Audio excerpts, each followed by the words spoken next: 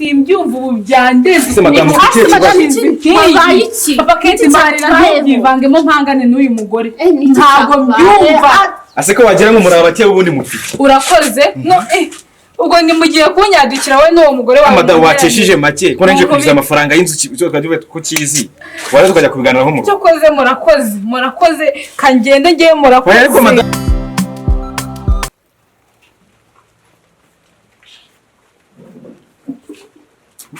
Oh my God, I can't believe this. Huh? N'ubu sinzi inzozi ndi Mariza. Niko mada, kuva ryarurana n'umugabo wanjye. Twararanye. Ugizeho kuntwara inzu, ugizeho no kugereka gutwara umugabo wanjye. Yaraje kunyishyuza amafaranga. Amafaranga ese ubundi ko yinjiye mu nzu akasubiye inyuma yikanze. Mwibariza arahaje. Niko papa Ketty. Ndakuzinutse utongana mu rugo abandi babaye. Ngiye ubu byandenze rwose nta bintu byinshi mfite byo kuvuga. Ufite ikihe kibazo? Ufite ikihe kibazo? Koko ubushize bambwiye ko uno mugore atakwishyura inzu. Narinzinutse mu gitondo ko gusabira amafaranga y'inzu wenda urwamo rwanyu rurangire. Kandi madasinzi ibintu sigaye warigize nawe ubundi bigize ibiki. Nge ntago ndi kubyumva rwose. Singuse mubaza. Hano nkaza nkasanga uri kumwe n'uyu mugore. Mba ndi kwibaza ibyo. Narinje kumwishyuza amafaranga y'inzu. Kumwishyuza none se kutaraye mu rugo. Imishinga dufitanye ntuyizi mu rugo irasaba amafaranga ninje kureba amafaranga tujye kuvugurura. Waraye mwishyura yakwishyuye. Nari mpaciye mu gitondo ndimo ndatangiye. Nagaza nayo amafaranga yakwishyuye. Twavuganye ambwira ko ari mu mafaranga nimugoroba ngo hari umuntu ugiye kuma amafaranga arinje mu rugo kubikuba. Ademese imyenda y'amabuja umushara wose barawunkase ndi kubona nta kintu nzaramura n'ubundi. Korode.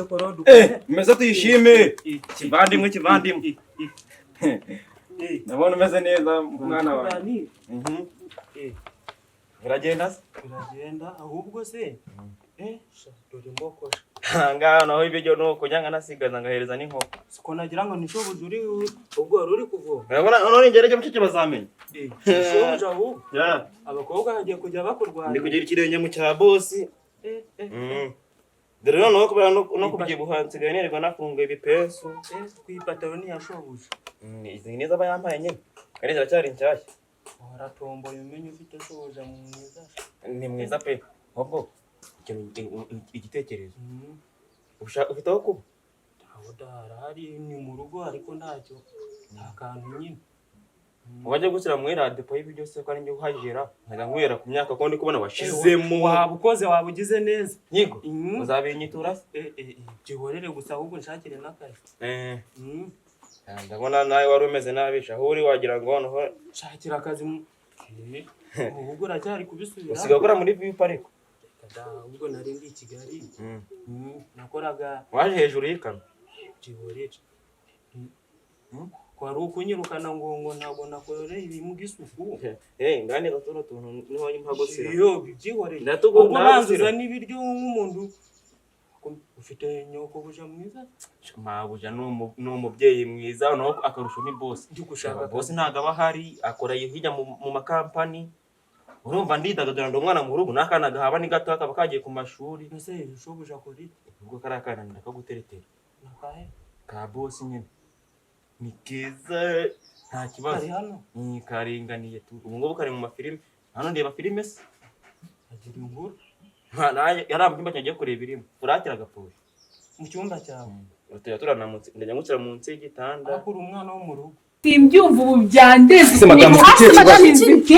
iki papa Ketty marira ntibivangemo mpangane n'uyu mugore ntago mbyumva aseko wagira ngo murabatiye ubundi mufite urakoze no ubwo ni mugiye kunyadikira we n'uwo mugore wawe madame waceshije make ko nanje kugiza amafaranga y'inzu cyokajwe ko kizi waraza kujya kubigana ntago mbyumva matanga ka tubiganiraho aho tubiganirira erega natahaga ko nanje gukemura ibibazo byawe n'uno mugore urabizi muhora mucyocyora na buri gihe ibibazo muvuzanye ntubizi nimba ari biri abahise musigara mata rwose cururuka rwose subiza ko ngukunda uruguru umugore wawe papa Ketty reka ngende mu rugo abari unsanga tubiganira reka tubiganire uyu mugore rega urabizi neza ibibazo afite nanije kumusaba amafaranga n'ibibazo mwamwe mufite byo kwirwa mutongana umudugudu umuyobozi yarambwiye ngo umugore wawe n'umupangayi ngo muhora mushwana narinje kubikemura ndakumva waruje kumwishyuza waraye he sasa naraye mu kazi natahaga nje mu rugo mu kazi ko nahamagaye telefone yanjye yari yazimye mu rugo mu kazi wari wapfuye nakoreshaga telefone y'akazi ntoya cyokoze papa Ketty Imana imfashe ntubumbeshye. Ntago nabeshye umugore wawe. Kuko nimenya ko wawe. hari ikintu uri kumisha wowe n'uriya mugore. Oya, ntago nakubeshya rwose. Uri umugore Kandi uriya wanjye mugore nimba bisezerano rwose atagwaye. ntago. Nukukoro. Utavuze ngena ntago wari wayibonye. Nzi ko munyizanira na Bayikuzana twenda bayikuzana uri mu biti. Ntago ara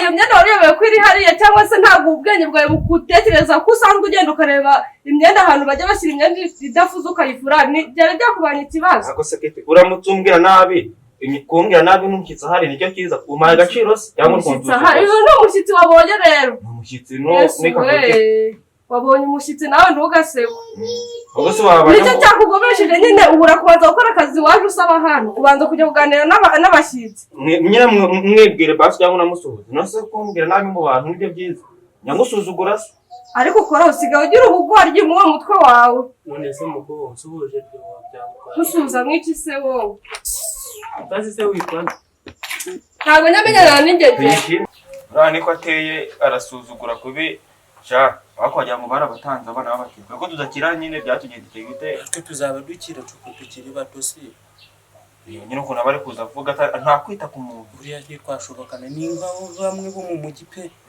ameze nk'abari yabo babagamo wowe usanga banambaye uduci usanga yambaye maci kupa mu muhanda kumenya ni rwose rya Rwamagana ngo kantu ngo bari guhima Kagame uriya nawe yarasuzugura ariko hariya yubaha nyine ako kujyane muri salo tujye kumugomesha yanambura ushita yankubita uriya mwana shakira akazi ureka abana ba bosi batazankubitira niwe abana akazi ko mwana ye mfashe sira hano shakira akazi dore n'izuba ryaririnyije ino myenda yamabujera ariko ryajya ni byinshi aragiye nyagira gucyagazwamo akantu reka sinjya mbyizeye ibyo nanjye akazi kaba kampaye kuri mwana n'umufunga muto abana bose baba bameze nk'ibipari nyine ababona umukozi nk'imbwa yabo mwana izuba riri kukumena agahanga ku muntu ubwo nta kibazo tugende nta kibazo irinda yemesa gutya mu kanya tujye kurira nimba n'akantu kari nimba n'icyayi nkwakiriza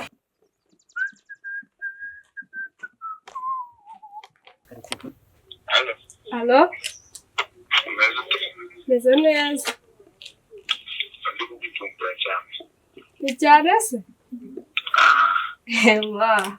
Waje ukandeba? Cyane. Ibuta ahubwo.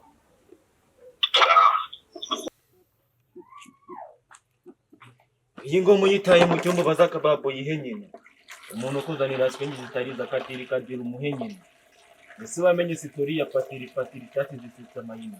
Umuntu yarushaka guhera nawo umuhenyene. Ushobora kuguhanyuka. Ukagukura ku isoko. Ukagucibira kuroko ugasubira yimoko.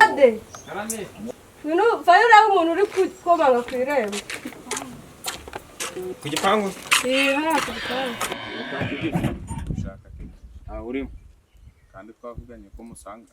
Ntawe uhari ngo yakubeshye nyine. Reka abana ra. Oya subirayo.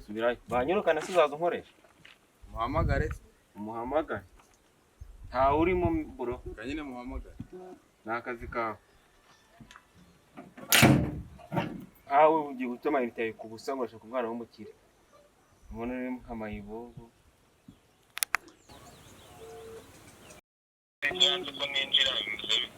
Kandi namubwiye ngo gufungure ntago yafunguye se. Yansohoye ntabyaganje aho. Kanza ngufungure ntaribe.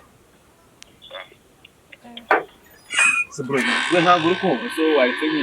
Ntabwo ukora akazi kanye duke. Nawe reka ninjira. Akusura injuru rya. Ndinjira. Uri kwinjura rya. Ndinjira. Waza bitaba bibi. Ndinjira. Biraba bibi. Biraba bibi nyama. Ntabwo ndi busohoke. Biraba bibi turwana. Niko ko uri mu biki?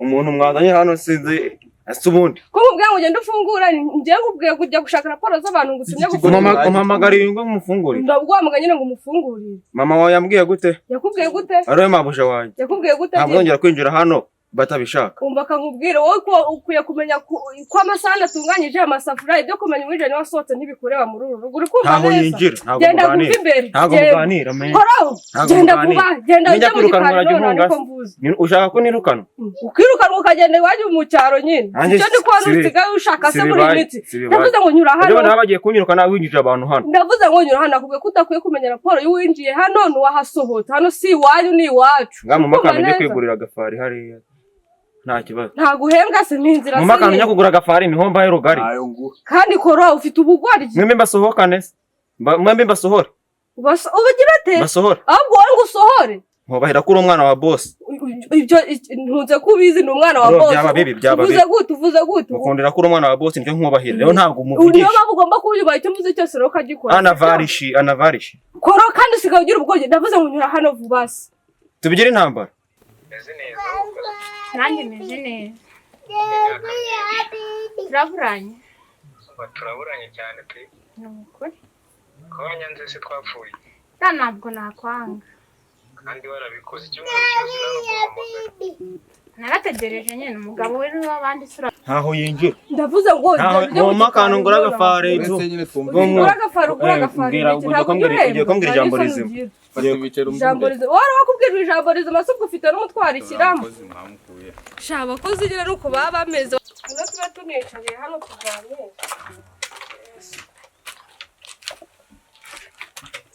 izuba ryari rinyinshi izuba ririmo se ko ari ryinshi mwana sha nanjye meze neza ntariwe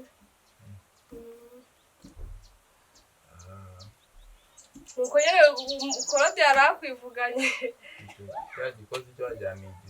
wajyana igisazi n'urwa tugitunze buriya imirimo kuyikora ni ukumubwiriza ni kuriya nyine pe kandi aba yumva atava hano ngo basi ajye n'ahandi cyangwa se ubiri iwabo ngo yarahunze ngo ahunze ibijumba ngo rero umubwiye iwabo umututse cyane ntabwo yanahasubira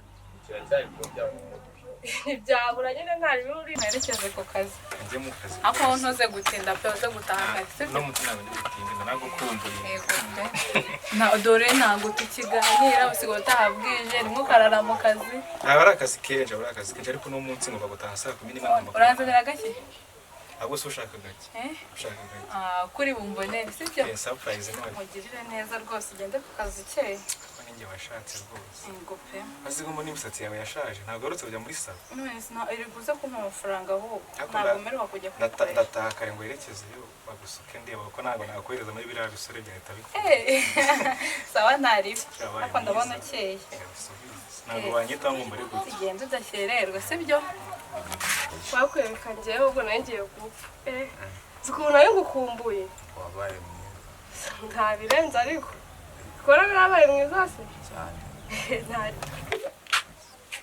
ngomba Kenny ibi nibyo uresha umwana wawe ko oye papa Kenny ibyo muresha umwana se ntabwo dufatikanya kumurera bwiza ukuri igihe cyose mba nagiye mu kazi umwana nk'uyu nibi agirirwamo igihe cyose asi papa Kenny ngenirwa mu rugo kangahe mugomba guhorana Ketty ni umuntu mukorerega reba nk'uno muntu ni umuntu mukuru rwose reba oya nabwo wicaye jinga umwana papa ke waruje rwose twari tumeze neza ujya ku kazi ujya n'umutima mwiza ugomba kunsobanurira ngo ndi kurera umwana we nagiye jewe nsigo urambwira iki wowe uransebya imbere uyu ni muhungu kimwe muri papa ke tugende rwose jya ku kazi oroshya ibintu sibyo ibintu byose bikomeza mu rugo rwanjye toka wowe nimva mu kazi turabona toka papa ke genda wajya papa ke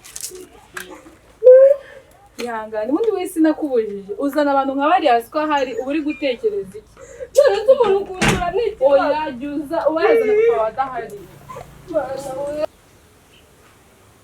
ada amakuru nanjye ni meza twaraburanye shaho ntabwo nabikora umugabo uri mu rugo n'umugore wese wamuhamagara mubaza ikwe mbona ari danje cyangwa bikomeze sure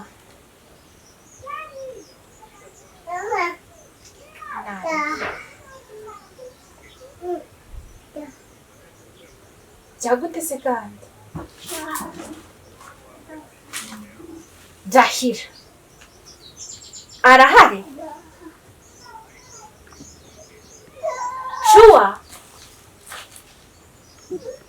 Cyiza cyane. Jewe sindamubona ariko nimba amakuru wayumvisha ubwo arahari.